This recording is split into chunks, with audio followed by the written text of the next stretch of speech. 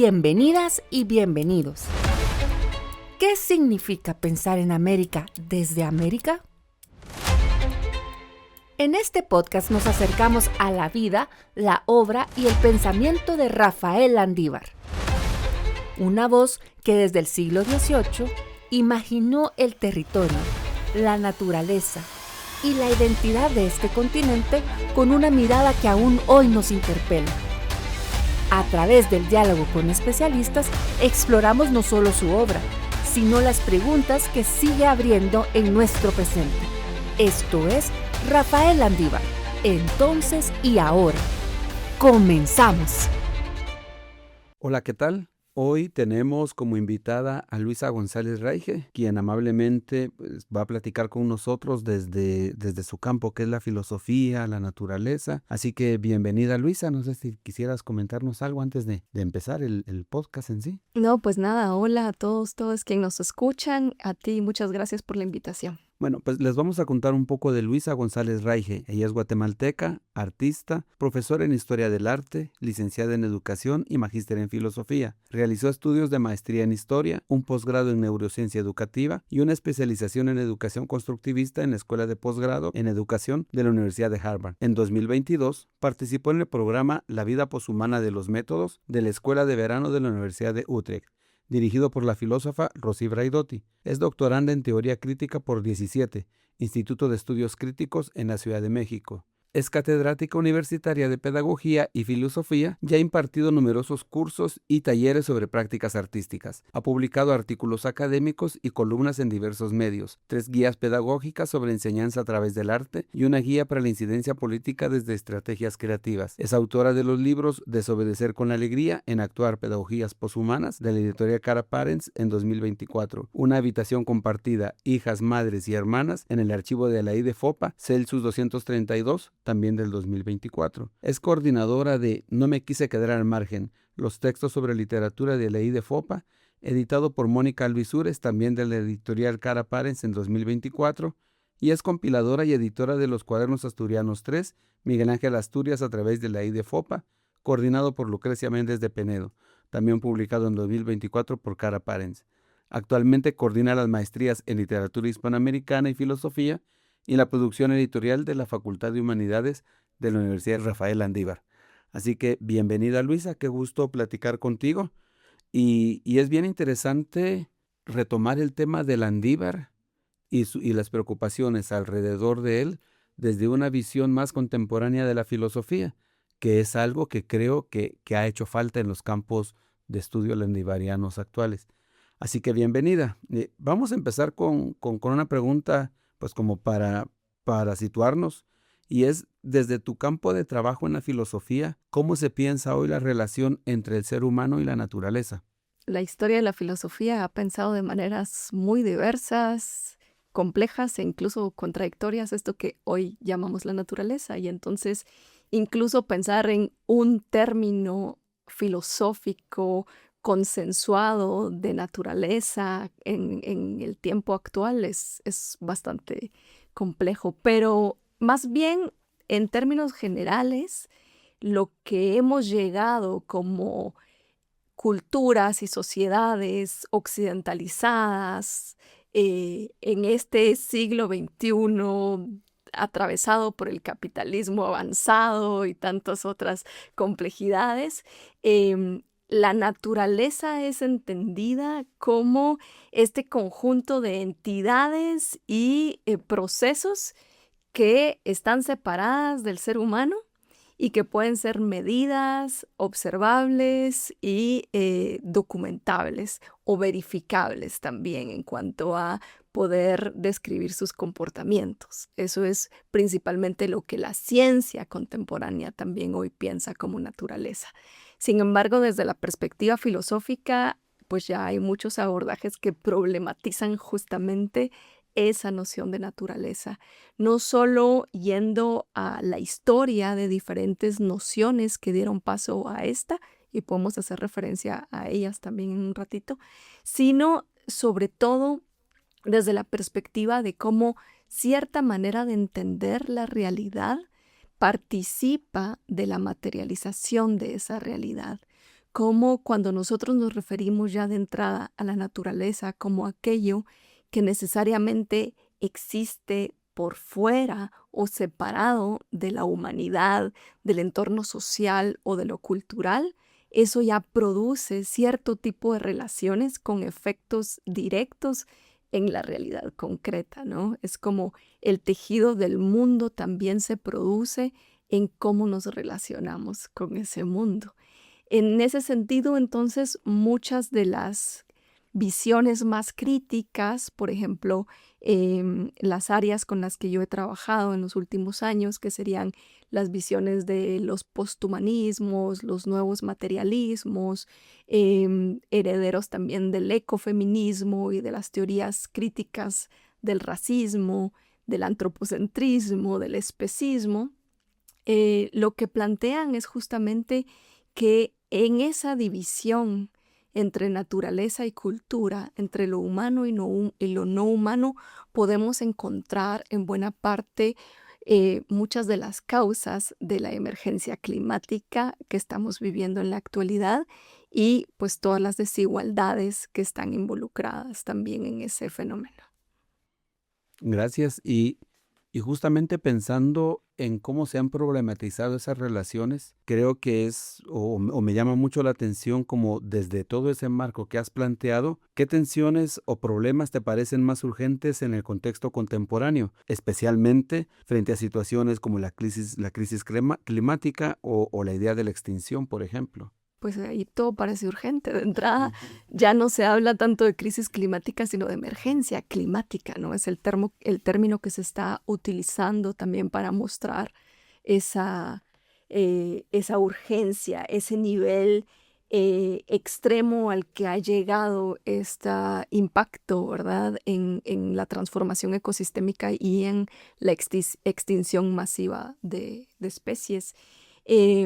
Pero justamente el ejercicio filosófico se vuelve bien interesante en este sentido, no solo ya en cuanto a una confrontación al sistema y los elementos más evidentes que parecen implicados en este abuso y explotación de lo que ha sido conocido como recursos naturales, ¿verdad? Desde esta definición problemática de naturaleza, la naturaleza está al servicio también del ser humano, ¿verdad? Es algo que está disponible para ser intervenido y es donde se percibe como recurso, y esa explotación casi infinita de dichos recursos es lo que también ha provocado, o lo que principalmente ha provocado estos desgastes, ¿no? Entonces, el ejercicio filosófico, como decía, más que solo señalar esto que está sucediendo, justamente piensa cuáles son nuestras maneras de entender justamente esto que nos rodea de manera mucho más profunda y compleja, y cómo el repensar también esto podría impactar la manera como nos relacionamos con eso que llamamos naturaleza en este caso, ¿verdad? Pensar en términos de configuración y reconfiguración de relaciones. Por ejemplo, hay muchos análisis desde el materialismo. Uno de los grandes influyentes en esta línea son Deleuze y Guattari. Y Deleuze y Guattari, tanto en su trabajo El Antiedipo como en Mil Mesetas, hacen un análisis del capitalismo y del Estado justamente desde una visión materialista, es decir, que no piensan solo en esta configuración como un acuerdo social, como una cuestión que involucra solamente comportamientos y decisiones humanas, sino como en determinadas formas de organizar la realidad, la materialidad también se involucra de una u otra manera, y ellos piensan justamente el capitalismo en términos de una captura, y una captura que hoy podemos entender como una limitación de posibilidades relacionales o déficits relacionales. Desde el materialismo, también siguiendo la línea hasta Spinoza, la realidad está siempre constituida por relaciones. Algo que explica los fenómenos de la realidad es que todo está relacionado con algo, siempre. No existen entidades individuales, no existen esencias independientes, sino todo lo que constituye las dinámicas de lo que hoy llamamos la realidad. También ese es un concepto filosófico más reciente. tiene que ver con que hay relaciones reconfigurándose continuamente. Y entonces lo que haría en estos términos el capitalismo, según estos análisis, es reducir posibilidades relacionales. Y a más reducción de las posibilidades relacionales, menos posibilidades de afectación entre fenómenos y menos posibilidades de creación o reconfiguración del mundo. Esta es una visión también vitalista en el sentido que cuando entendemos la realidad como relaciones productivas, entendemos, y esto lo observaba Spinoza haciendo referencia a cómo se comportan diferentes especies y se relacionan también con lo que hoy llamamos los ecosistemas, y es que todo siempre está orientado a persistir en la existencia, todo siempre está orientado a vivir, diríamos, aunque el concepto de vida aquí también involucra procesos vida-muerte, ¿no? Pero está orientado a una persistencia, digamos, en el existir. Esa es la visión vitalista. En Spinoza y luego en Deleuze y Guattari, por ejemplo, no existe un instinto de muerte, no existe una naturaleza orientada al negativismo en estos términos, sino más bien es algo que se produce en sistemas, por ejemplo, como los estados dictatoriales y luego también en el capitalismo. Entonces, allí es donde se producen esas imposibilidades de producir afectaciones, y las afectaciones siempre producen potencia existencial, agencia y posibilidad de participar activamente en la constitución de la realidad. Y en cambio aquí estaríamos siempre en procesos de disminución de esas posibilidades. A esto Spinoza le llamaba tristeza y alegría. Decía que las pasiones alegres tienen que ver con algo que va ligado a un aumento gradual y continuo de potencias en esta riqueza de relacionamientos y afectaciones, algo que da lugar a también las alegrías activas. Hoy le llamaríamos agencia política también a las alegrías activas. Mientras que el opuesto sería la obturación de las potencias y la producción de pasiones tristes. Hoy le llamamos necropolítica.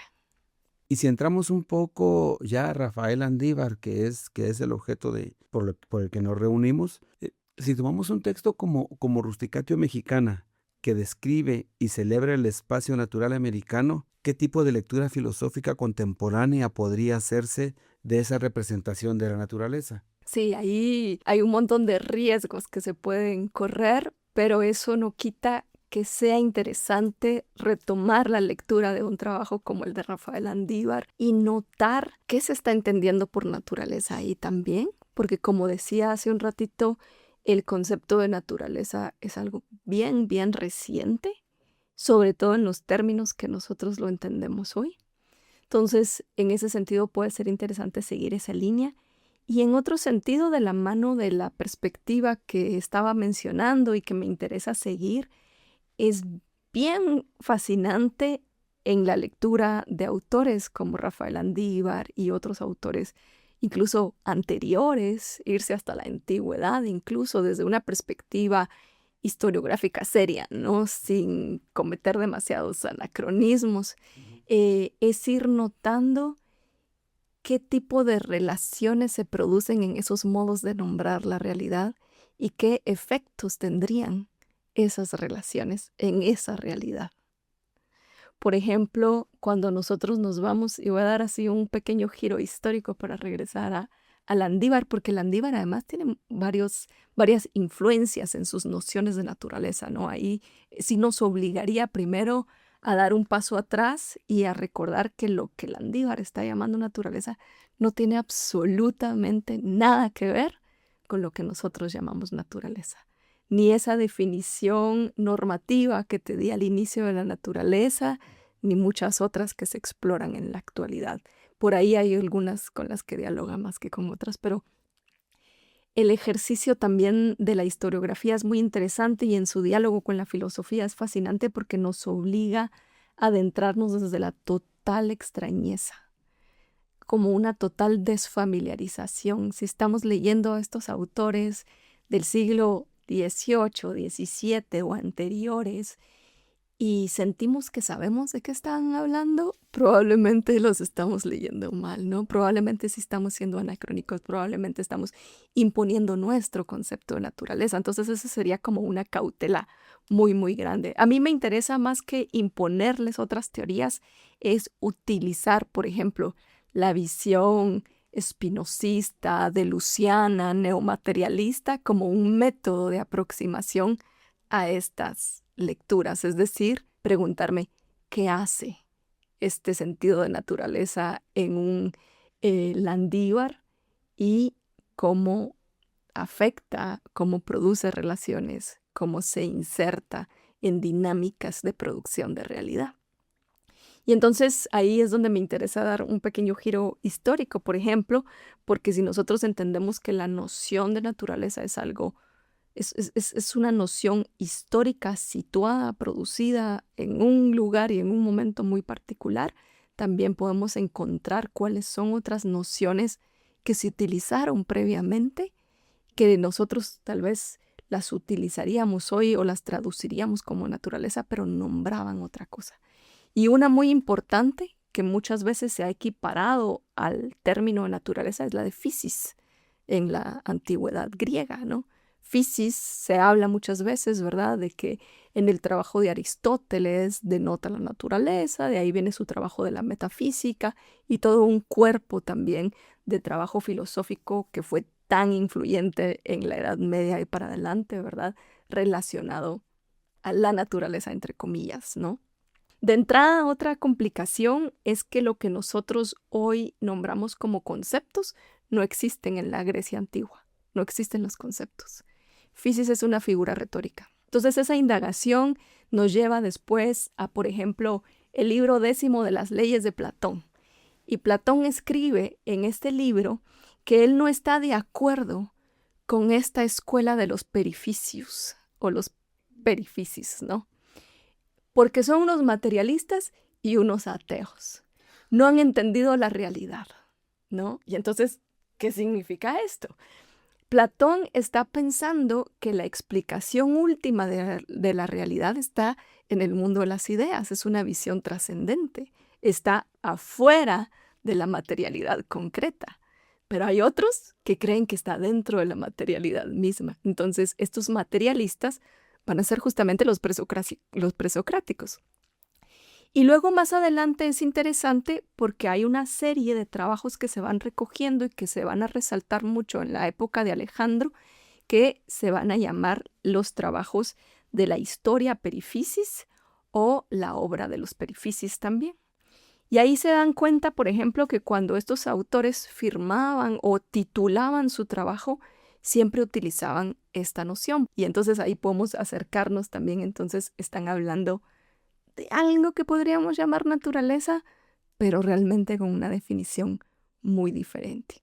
Y en cuanto nos referimos a la naturaleza, ¿no?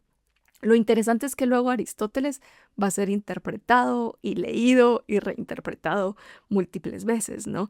Y cuando llega a la formación escolástica dentro de lo que se va a llamar la filosofía natural, pues su trabajo más influyente va a ser después el de la historia de los animales, los movimientos de los animales, las partes de los animales, del cielo, que es todo este cuerpo de trabajo justamente relacionado a la physis, en cuanto, digamos, influencia del entendimiento de la naturaleza, porque hay otro montón de ideas, ¿no?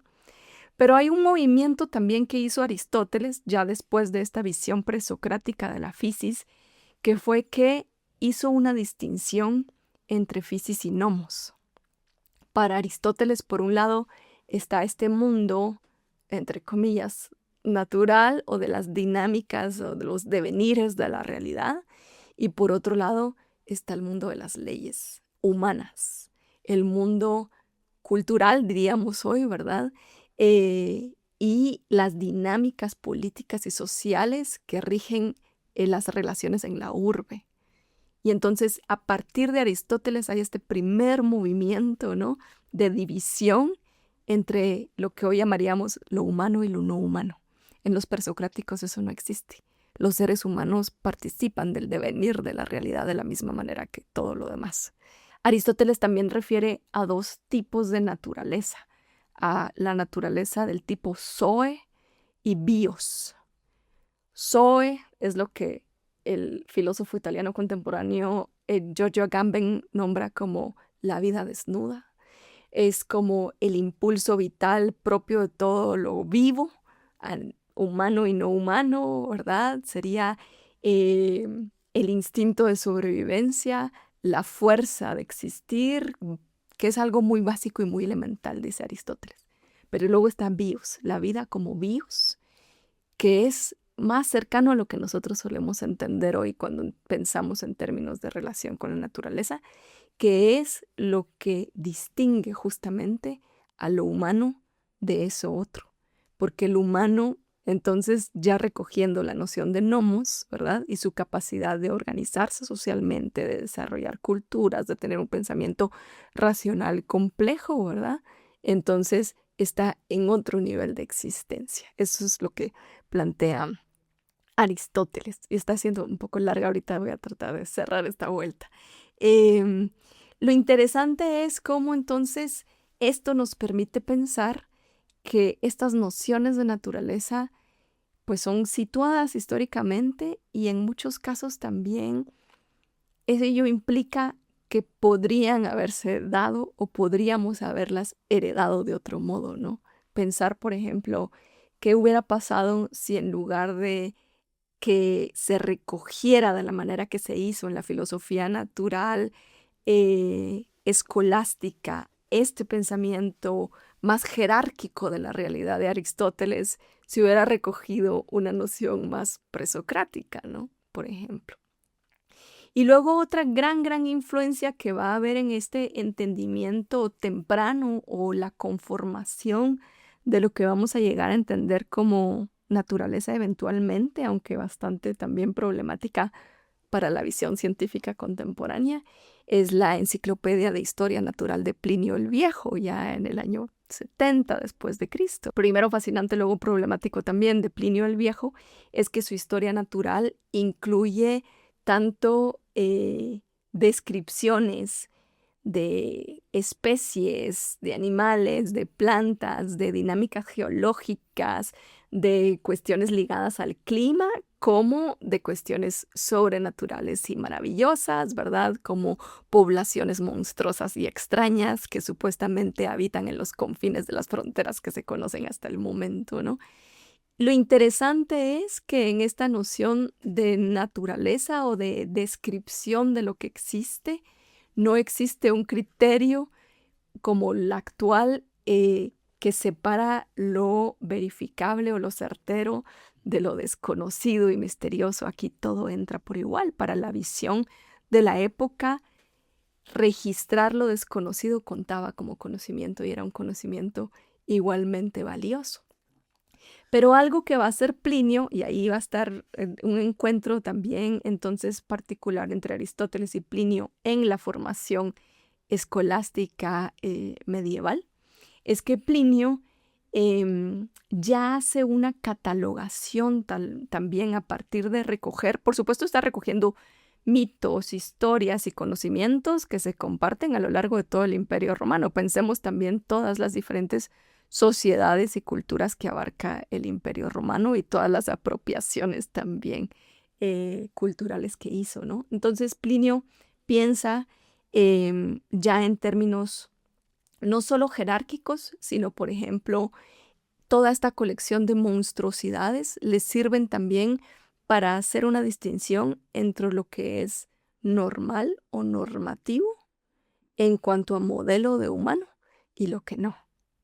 Y eso es lo que se va a empezar a volver problemático porque va a ser clave para el desarrollo de los bestiarios medievales, ¿no? Y esta descripción monstruosa y eventualmente ligada a lo maligno ya en el cristianismo de sociedades distintas, diversas, ¿no?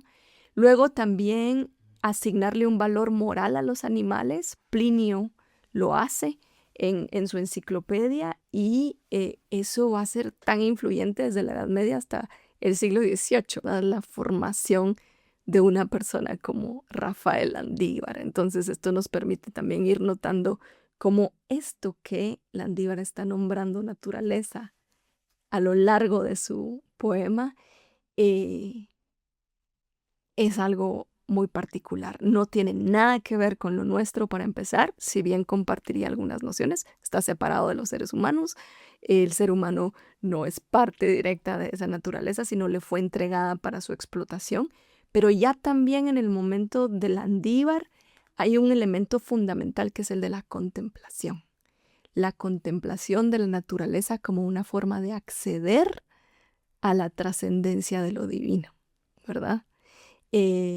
También ya en esta primera etapa medieval se distinguía, y ellos lo recogen así, una cosa es el ser y otra cosa es el devenir. Hablamos del devenir como physis. El devenir es todo lo cambiante del mundo material concreto que observamos por medio de nuestros ojos o percibimos directamente por nuestros sentidos. El ser es aquello a lo que tenemos acceso por medio del espíritu, ¿no? Entonces, la cualidad de lo divino no se da por los sentidos. Y esto lo decían desde los profetas a los padres de la iglesia, ¿verdad? Ahí hay disputas, ¿verdad? Hay quienes miraban positiva o negativamente la naturaleza, pero los que la miraban positivamente pensaban que tenía que apreciarse y contemplarse porque era la puerta de entrada, de acceso a esta conocimiento, al logos como conocimiento trascendental, ¿verdad? Espiritual, que da acceso a lo divino. Y entonces cuando Landívar está hablando de la naturaleza en estos términos de admiración y de alabanza, pues más bien va por allí. Pues a partir de esto que has comentado, ¿tú consideras que este tipo de textos del siglo XVIII pueden dialogar de manera productiva con preocupaciones actuales? ¿O crees que existe el riesgo de forzar ese vínculo desde nuestra mirada muy contemporánea? No, yo creo que puede ser productivo. Si se tiene la cautela de no caer en el anacronismo, por lo menos no de manera radical. Es muy difícil, o sea, si procuráramos no ser anacrónicos, casi que nos quedamos sin posibilidades de nombrar esas realidades, ¿no? O sea, son tan radicalmente distintas, pero en este intento de pensar estas nociones y estas experiencias sin imponerles, por lo menos, relaciones y nociones que no les pertenecían, yo creo que lo que se vuelve muy valioso es que empezamos a notar eso, que esa relación tan problemática que nosotros en el capitalismo avanzado de la segunda década del siglo XXI, entrando a la tercera, tenemos, podría ser distinto. Ha sido distinto. Ha tenido otros tipos de efectos y ha generado o producido otras materializaciones de realidad. Esto cuenta tanto para autores como Aristóteles, Plinio el Viejo, Virgilio, Bernardino de Sahagún o Rafael Landívar, como para nociones no occidentales también de la existencia que han abundado y siguen existiendo, ¿verdad? Cuando nos aproximamos a ontologías de los pueblos indígenas, ¿verdad? Que más que cosmogonías las podemos entender como explicaciones distintas de la realidad y por ende modos distintos de relacionarse con ellas. Lo que estamos notando es que esta forma extractivista, destructiva de los recursos, entre comillas, naturales, solo es una manera entre muchas otras de nombrar lo que y de participar sobre todo, ¿verdad? En lo que nos rodea. Entonces, algo fascinante de leer, por ejemplo, la Rusticatio es que estamos viendo una época previa a esta noción del recurso explotable para el desarrollo del capital, ¿no? Aunque sí hay cierta jerarquización, aunque sí hay un claro antropocentrismo, hay algo más. Y yo creo que apostando por un análisis materialista, como decía, podemos ir siguiendo esta construcción de ideas y esta hilación de ideas como una manera, porque no solo Landívar lo hace, Landívar pertenece a un contexto histórico, político, material específico, entonces es una manera de participar de las relaciones que está plasmada ahí y que sí nos puede enseñar alternativas. Y otra cosa también fascinante de leer autores así, acaban de editar la Academia de Geografía e Historia, la Historia Natural de Fray Francisco Jiménez, ¿verdad? Está genial los volúmenes. Tanto eso, a mí me fascinó por mucho tiempo leer a Bernardino de Sahagún, a quien mencioné hace un ratito y todo, es justamente regresar a descripciones de diversidad de especies y de relaciones con el mundo que ya no existen. O sea, es posible notar especies en las descripciones de Sahagún de los pájaros, por ejemplo, y de cómo la cultura náhuatl nombra y se relaciona con la diversidad de pájaros y quiénes son esos pájaros. Y ahí habla de guacamayas también, la rusticatio, ¿verdad? Nos permite notar cuáles son las especies que han persistido, cuáles se han ido extinguiendo, ¿verdad? Cómo eran esas relaciones, cuál era esa cercanía que se conservaba, por ejemplo, con los pájaros, y qué permitía eso en cuanto a la producción de realidad. Y justamente cuando hablabas, yo estaba pensando en el texto de Fray Francisco Jiménez y pensaba en que qué curioso que se acaba de hacer esta nueva edición. Justamente nos trae a la mesa el tema de la discusión de los textos coloniales, de los textos producidos hace siglos y en esta posible tensión de la que estábamos hablando, al pensar en esos textos coloniales, ¿qué criterios o precauciones deberíamos tener al intentar leer esos textos desde problemas tan actuales, justamente como el de la emergencia climática que hablabas hace un momento? Sí, yo creo que lo que mencionaba hace un ratito, como evitar la anacronía, pero también como esta tendencia común a universalizar también conceptos, ¿no? Esta idea de que naturaleza ha sido siempre lo mismo y sigue siendo lo mismo. Y eso también ha dado paso entonces a desechar o anular ciertos autores y ciertas perspectivas que más bien recogen experiencias históricas que todas son valiosas en su diversidad, ¿no? Releer, por ejemplo, a un Aristóteles con otra mirada, no eurocéntrica, no universalista, no anacrónica, sino decir qué es lo que está recogiendo Aristóteles de un momento tan complejo como en el que se encuentra.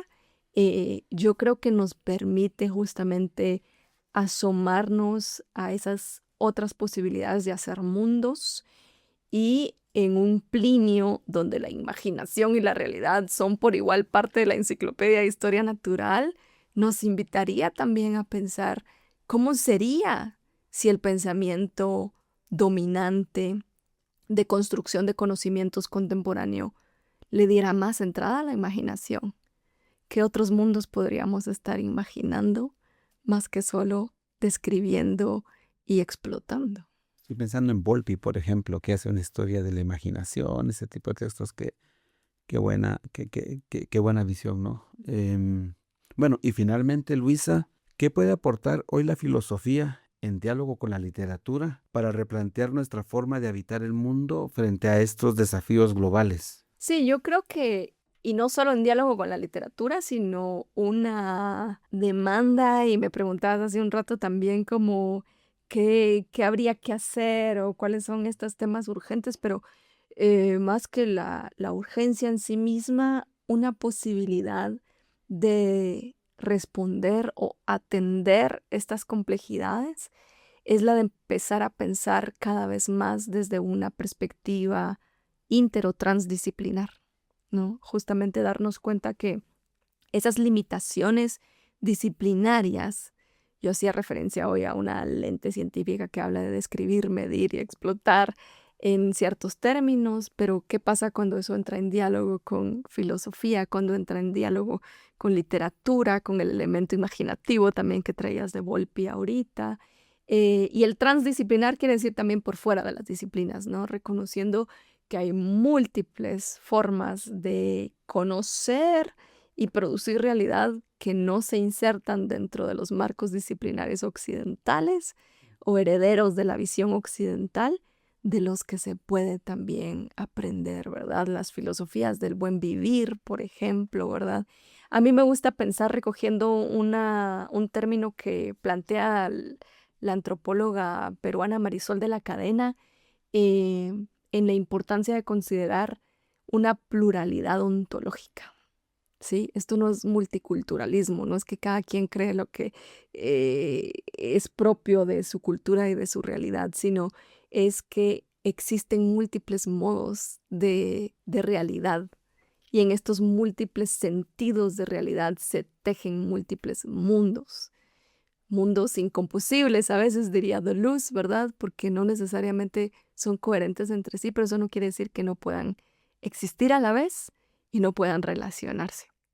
Y entonces, aproximarnos a textos, yo creo que se vuelve mucho más interesante y productivo justamente desde una lente transdisciplinar, ¿no? De abandonar por lo menos un poco el análisis literario estricto para hacernos preguntas filosóficas al respecto, considerando lo que la historiografía nos hace ver también de las conectividades de las que participa este autor y este texto, y haciéndolo también poder entrar en diálogo con otras nociones de mundos. Y qué genial, porque creo que al hacer como entrarle transdisciplinarmente al estudio de, por ejemplo, textos como Rusticato Mexicano de Landívar, y traigo acá algunas de tus palabras iniciales, es que lo que hace es que nos ayuda a aumentar las posibilidades relacionales, ¿no? Podemos ver otras formas de afectación de esos textos, y por lo tanto también nosotros desde el hoy y el ahora, desde acá, ir produciendo otros textos que también produzcan otras formas de afectación en los lectores y que traten esos textos, y por ende nosotros de hacer que la gente quiera leer más de nuevo este tipo de textos, ¿no? Que han estado un poco en el olvido. Y pensaba ahorita que te escuchaba que a lo mejor es nuestra misma responsabilidad, porque no hemos logrado entrarle a estos textos coloniales, a lo mejor, como desde estas posibles formas de afectación más transdisciplinarias y contemporáneas. Creo que eso es como muy importante y lo que me llevo de esta plática. Gracias, Luisa, por participar con nosotros. Ha sido como muy refrescante escucharte, y esperamos que las personas que nos están escuchando puedan entrarle a estas formas de transdisciplinaridad para comprender la literatura. Gracias por acompañarnos en este recorrido por la obra y el pensamiento de Rafael Landívar. Los invitamos a seguir explorando los próximos episodios, donde continuaremos descubriendo nuevas lecturas y resonancias de su obra en nuestro tiempo. Este podcast es una producción de la Cátedra Rafael Landívar de la Universidad Rafael Landívar.